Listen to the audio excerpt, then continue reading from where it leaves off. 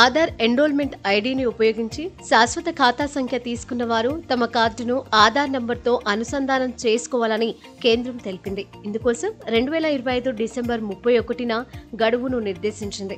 ఈ మేరకు తాజాగా కేంద్ర ప్రత్యక్ష పన్నుల బోర్డు నోటిఫికేషన్ జారీ చేసింది. 2024 అక్టోబర్ 1 అంతకంటే ముందు ఆధార్ ఎన్రోల్మెంట్ ఐడిని ఇచ్చి పాన్ పొందినవారు నిర్దేశిత గడువులోపు ఆధార్ అనుసంధాన ప్రక్రియను పూర్తి చేయాల్సి ఉంటుంది.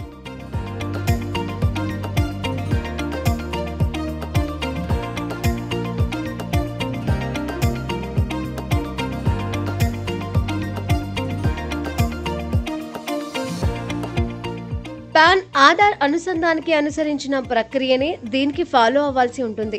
ఆదాయపు పన్ను శాఖ పోర్టల్లోకి వెళ్లి పాన్ ఆధార్ లింకింగ్ ప్రక్రియను పూర్తి చేయాల్సి ఉంటుంది. ఇందుకోసం ఎలాంటి పెనాల్టీ చెల్లించాల్సిన అవసరం లేదు. లేదంటే పాన్ సర్వీస్ సెంటర్ కు వెళ్లి కూడా ఈ ప్రక్రియను పూర్తి చేయొచ్చు.